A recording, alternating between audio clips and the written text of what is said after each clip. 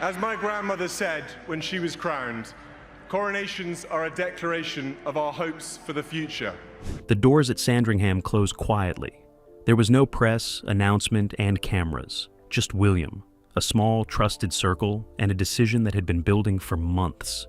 When those doors opened again, Camilla's family would never hold the same position inside the British royal structure.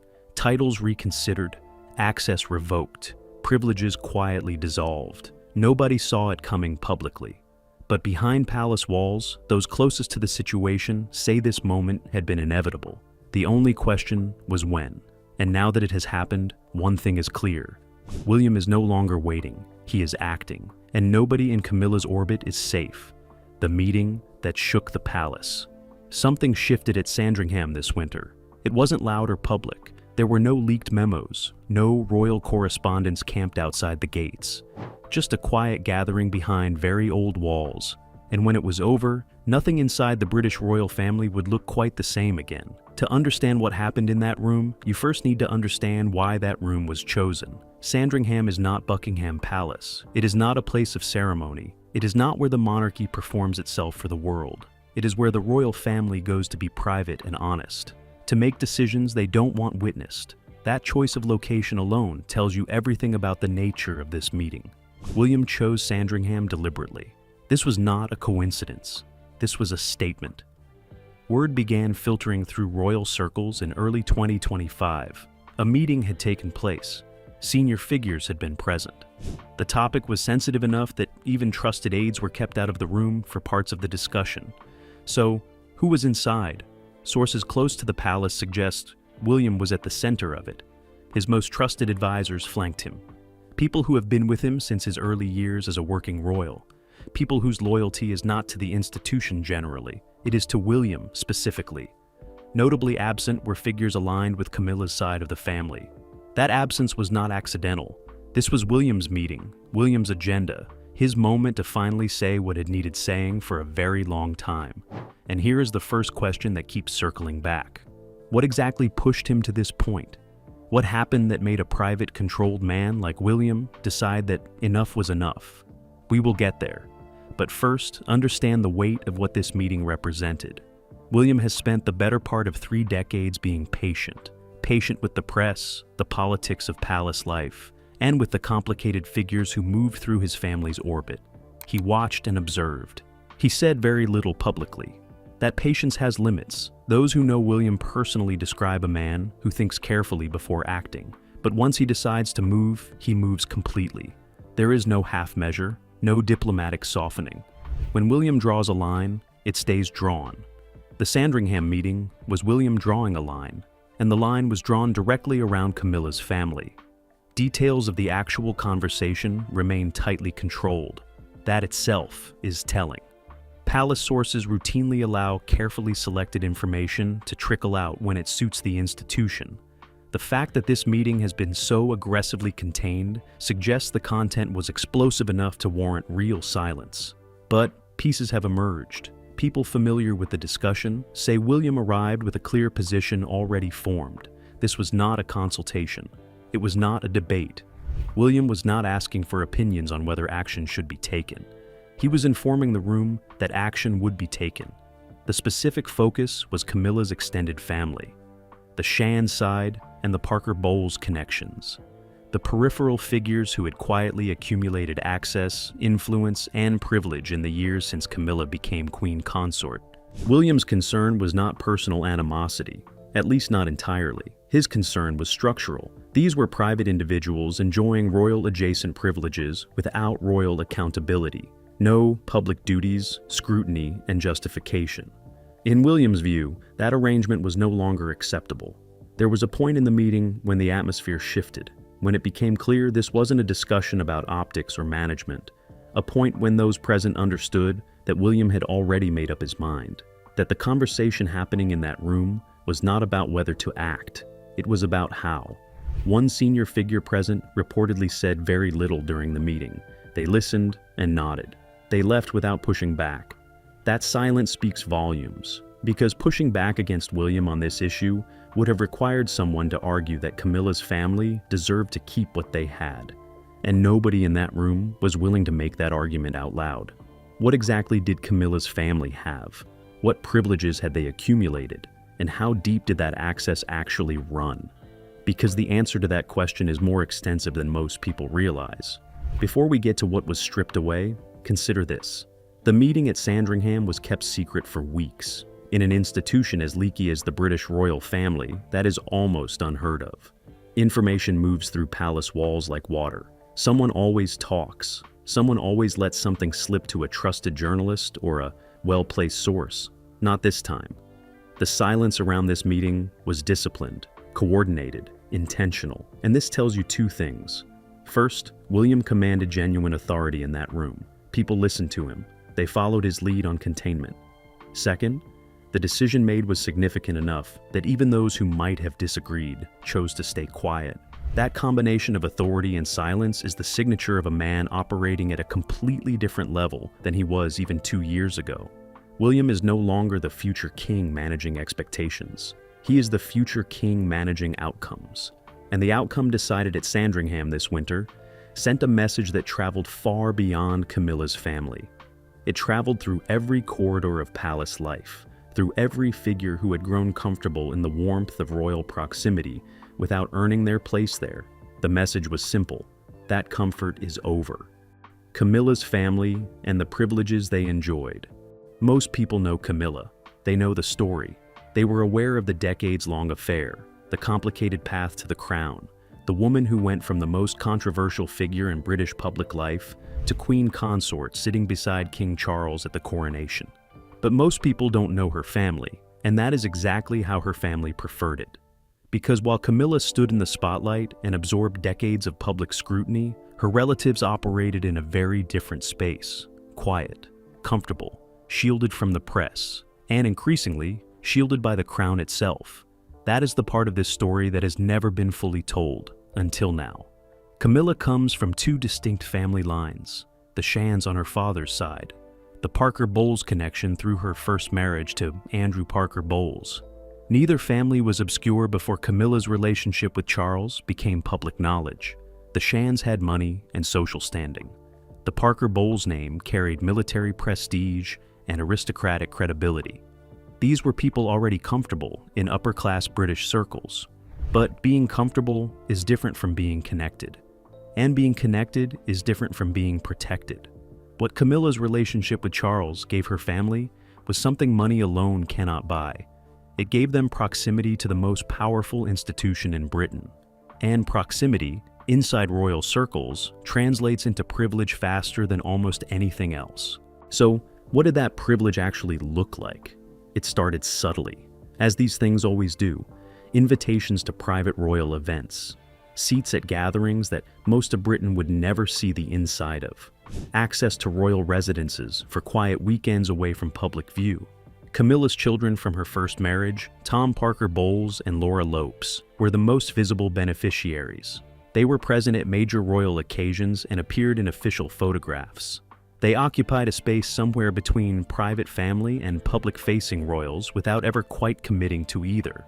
Tom Parker Bowles built a career as a food writer and author, a legitimate career, a successful one.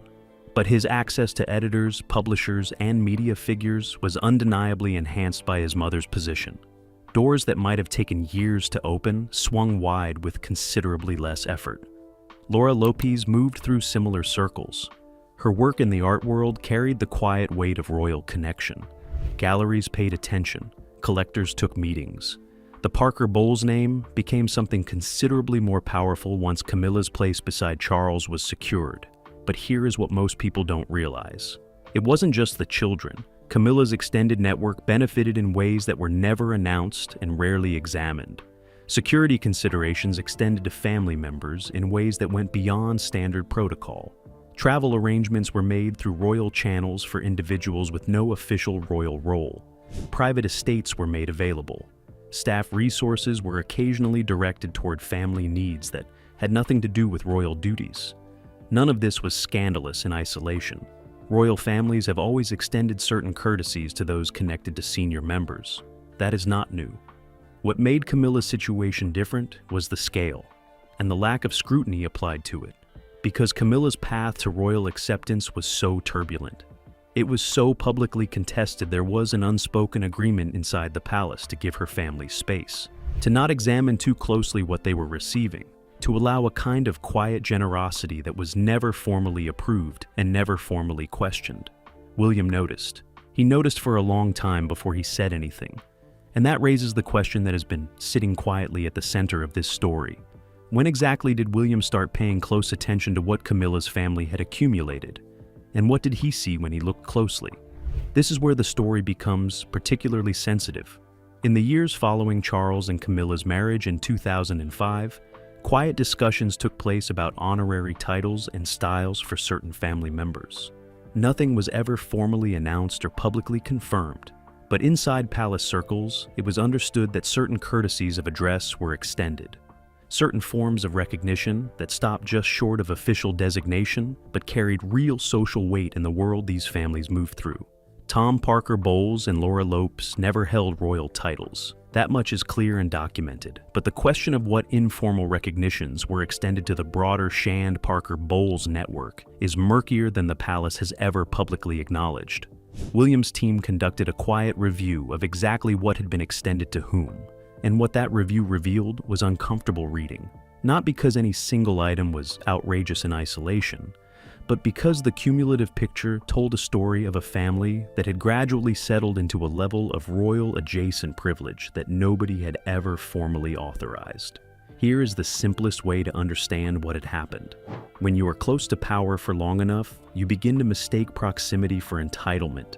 The invitations keep coming, so you stop noticing them as extraordinary. The access continues, so it starts to feel like a right rather than a courtesy. The resources appear when needed, so you stop asking whether they should. Camilla's family had reached that point. They were not malicious about it. There is no evidence of deliberate exploitation, but comfort has a way of expanding quietly. And nobody inside the palace had applied any meaningful check to that expansion for years. Until William looked at the full picture, and what he saw was a family that had grown deeply embedded in royal infrastructure without corresponding royal responsibility, without public duty, and without accountability to the institution that was, in effect, subsidizing their world. That was the problem, not the people, the arrangement. And the arrangement, William decided at Sandringham, was finished. But understanding why William felt strongly enough to act requires going deeper. Because the tensions between William and Camilla's circle did not begin this year. They did not begin last year. They stretch back much further than most people have been allowed to see. And the story of how those tensions built is more revealing than anything that happened at Sandringham. The tensions that were always there. William was 12 years old when his parents' marriage collapsed publicly. He was 15 when Diana died. He was 23 when his father married the woman his mother had called the third person in their marriage.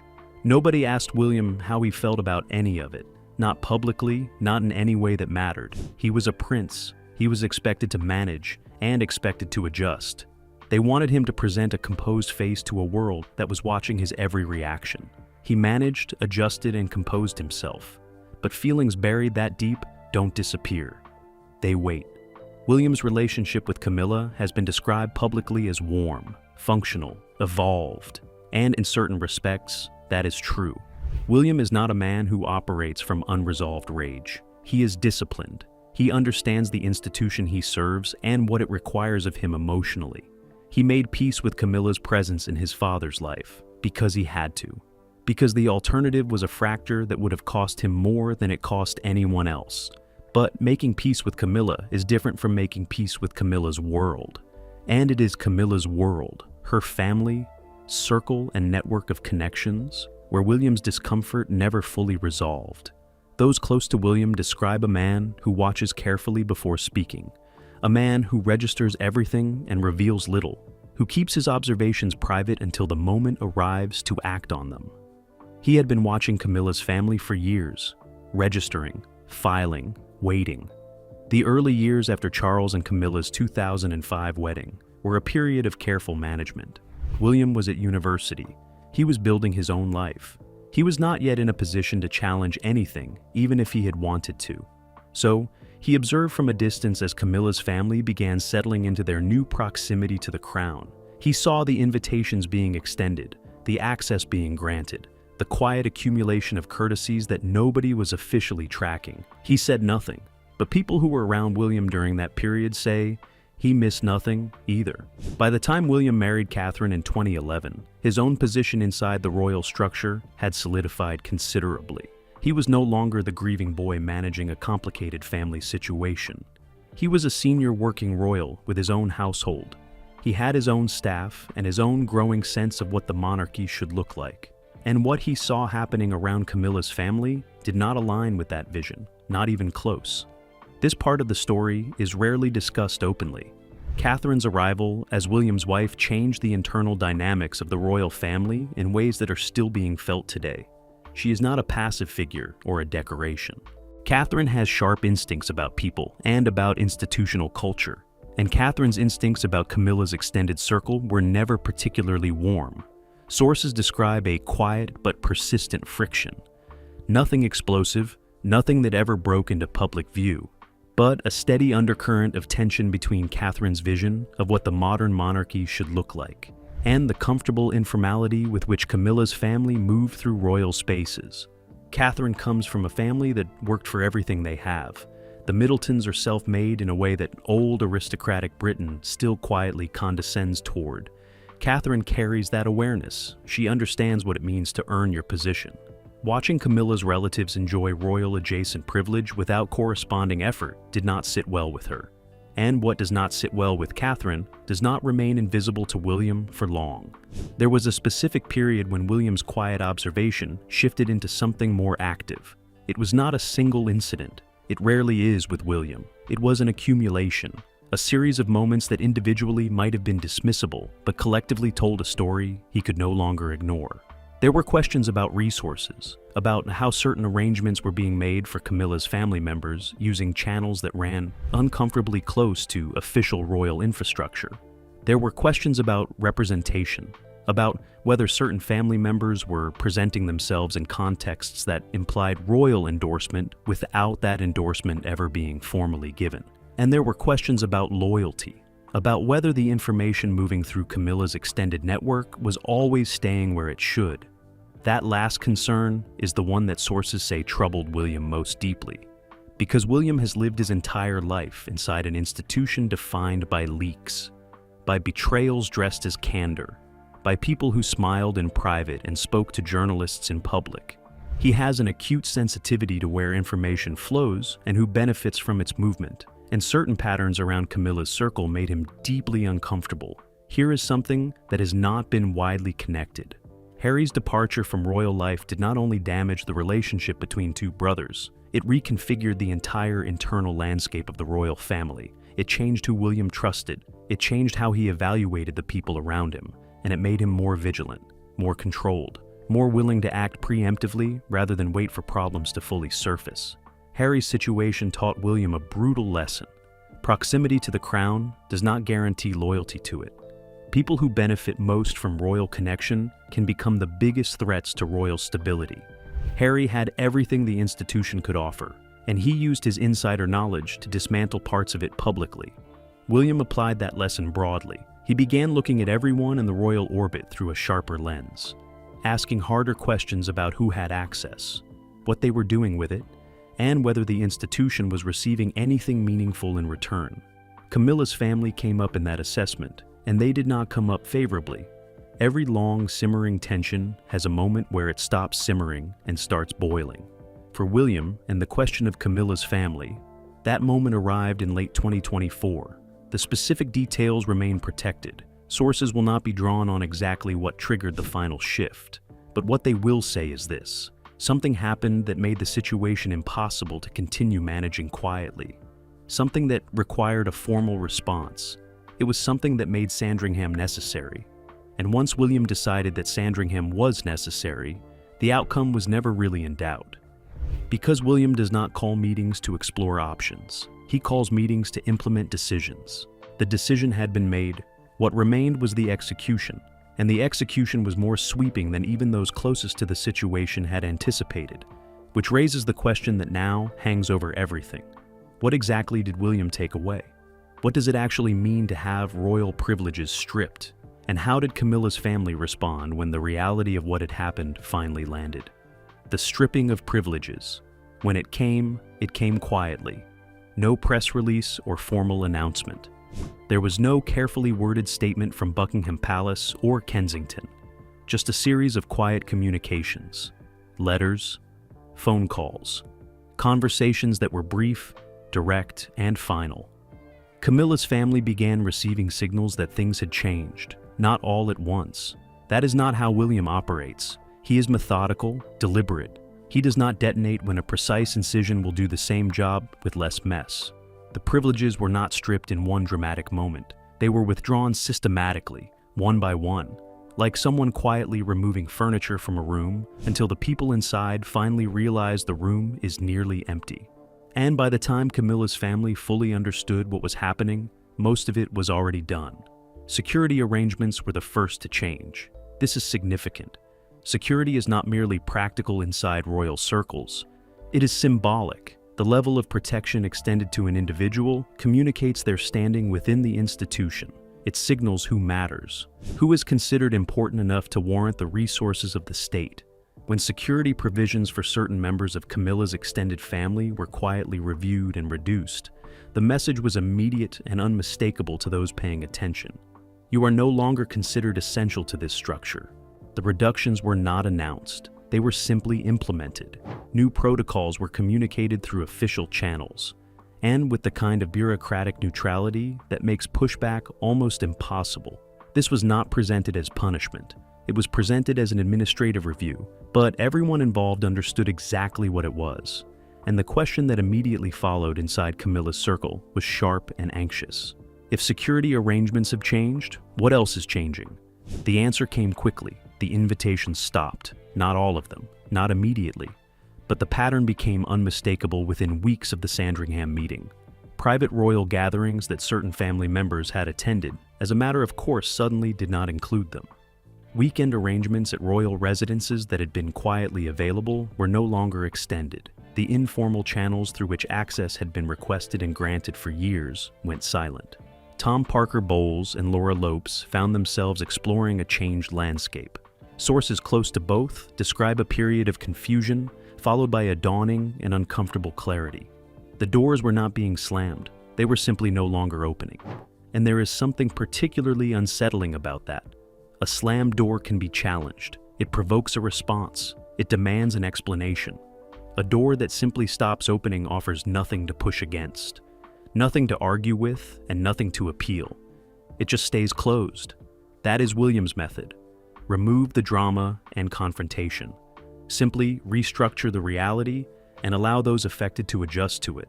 But the access revocation was only the visible surface of something considerably deeper. This is the part of the story that sources are most reluctant to discuss in detail, but it is also the part that matters most. Certain financial arrangements that had existed in the orbit of royal infrastructure were examined as part of the post-Sandringham review.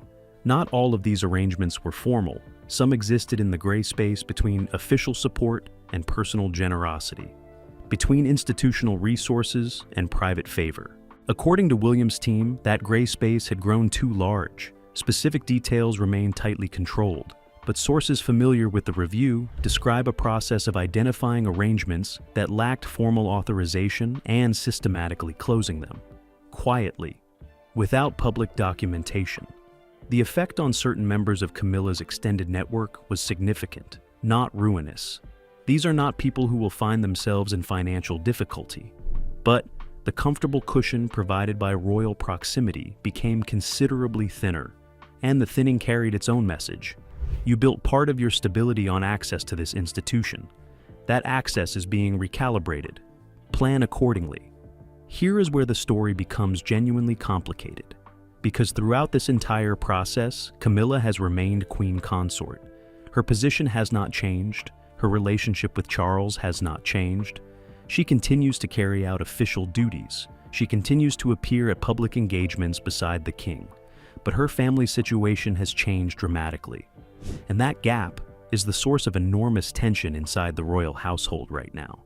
Sources describe Camilla as privately furious, not publicly, never publicly.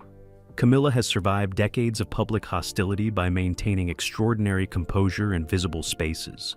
She understands better than almost anyone inside that institution that showing emotion publicly is the fastest way to lose ground. But privately, the fury is real. She views what happened to her family not as administrative review, but as a deliberate act of humiliation. A message sent not just to her relatives, but to her. A signal from William that her position exists within limits that he is now willing to enforce. That interpretation is not entirely wrong. King Charles occupies an almost impossible position in this situation.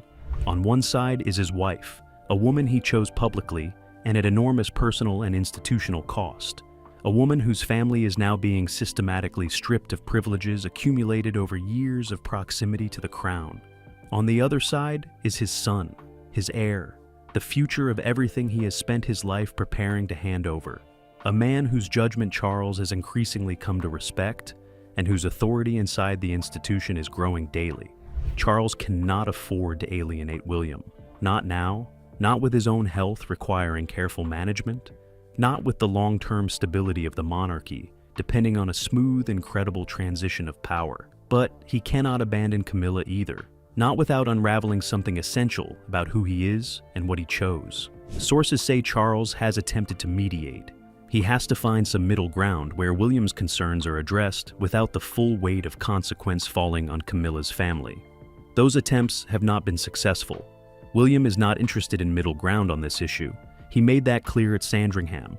He has made it clear in every communication since. And that raises the most pressing question sitting at the heart of this entire story. What does this moment mean beyond the immediate impact on one family?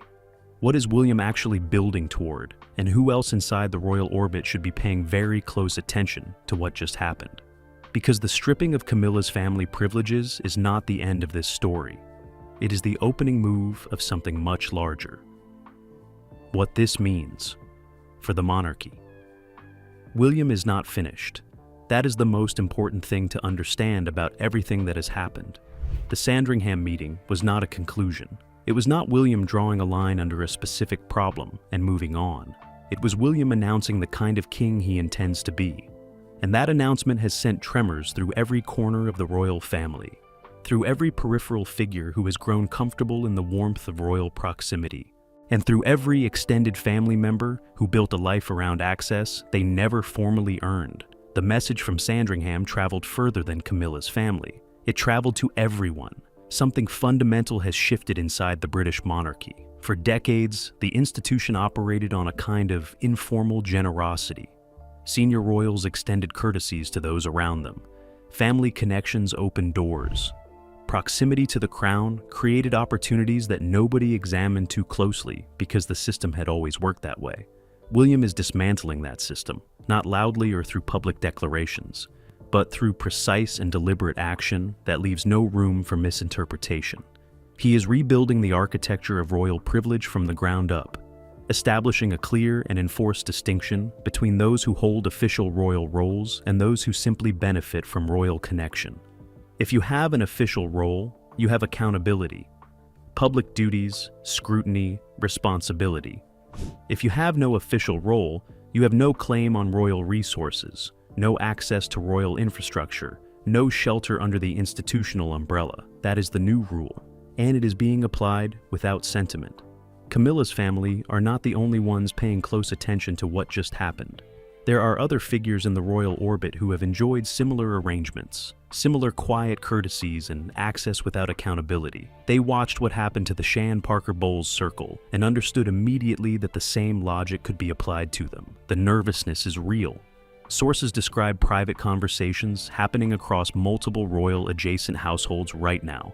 People taking stock of what they have, quietly assessing how much of their current position depends on informal arrangements that William could review at any moment. That quiet anxiety is not accidental. William knows it is happening. He is not displeased by it, because an institution where peripheral figures are uncertain about their standing is an institution where peripheral figures are careful, where they self-regulate. It is an institution where they think twice before acting in ways that might draw scrutiny. William is using this moment as a warning to everyone watching, and everyone is watching. But here is the question that sits beneath all of this. Is William acting purely from institutional principle, or is something more personal driving the ferocity of his approach? The answer, as with most things involving William, is probably both. William carries Diana with him always.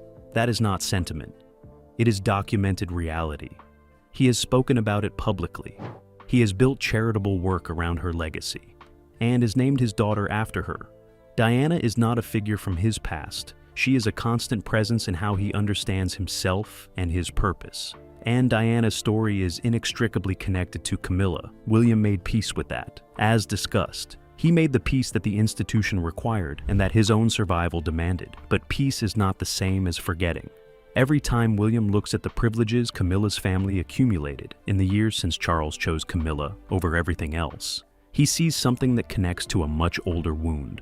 A wound that never fully closed. His mother lost everything in that triangle. She lost her marriage, mental health, and eventually her life. And the family of the woman at the center of that triangle built a comfortable existence on the back of royal connection. William has never said this publicly. He will never say it publicly, but those who know him well say the personal and the institutional are impossible to fully separate when it comes to Camilla's circle.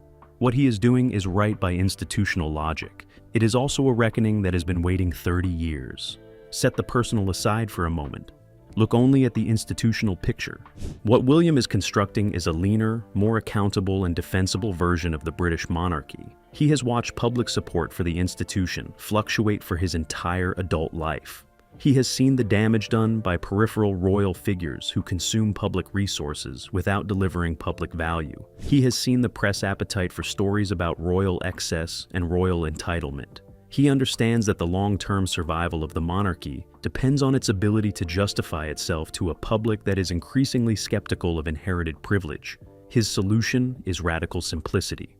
Fewer people under the royal umbrella, clearer lines of accountability, no ambiguity about who represents the institution and who is simply related to someone who does. The stripping of Camilla's family privileges is the first public demonstration of that blueprint in action.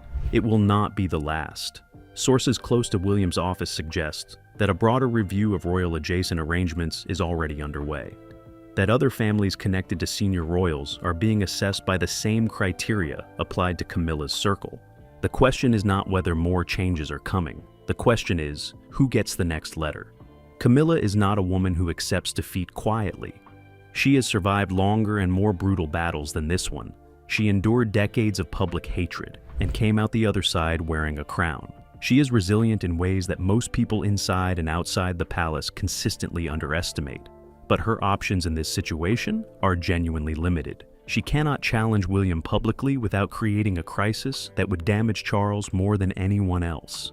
She cannot appeal to Charles without putting him in an impossible position between his wife and his heir. She cannot go to the press without triggering a war she has no guarantee of winning. So she waits. She maintains her composure and continues her duties. She appears beside Charles at public engagements with the practiced serenity of a woman who has survived worse. But behind that composure, a strategy is forming. Camilla does not concede permanently. She retreats, reassesses, and looks for leverage. She has done it before, and she will do it again. The question is whether she can find leverage against a man who has already anticipated her every move, a man who planned this action carefully enough to keep it secret for weeks inside the world's leakiest institution. That question does not have an answer yet. Step back from the personalities, away from the family drama. Look at the larger picture. Britain is changing. The public relationship with the monarchy is changing. The generation that revered the institution without question is aging. The generation replacing them asks harder questions, demands clearer justifications, has less patience for the inherited entitlement that older royal structures took for granted. William sees that clearly. He is building a monarchy that can survive that scrutiny, that can answer those harder questions, that can justify its existence to a 21st century public by demonstrating genuine accountability and genuine service. The privileges stripped from Camilla's family are a small part of that larger project, but they are a symbolic part, a visible demonstration that the old informal arrangements are finished, that proximity to the crown no longer automatically translates into royal protection. William is the future of this institution, and the future he is building is sharper, leaner, and far less forgiving than anything that came before it. Sandringham was just the beginning. The doors closed quietly that day. A decision was made. A family's position was permanently altered, and somewhere in the corridors of Kensington Palace, William looked at what had been done and moved on to the next item on his list. Because for William, this was never about Camilla's family specifically. It was always about the monarchy. And he is just getting started. William has made his position clear. No ambiguity, softening, or room for negotiation. The British monarchy is being reshaped, quietly, deliberately, one decision at a time. And the people who built their comfort on informal access are discovering that comfort has an expiration date. Camilla's family was first. They will not be the last.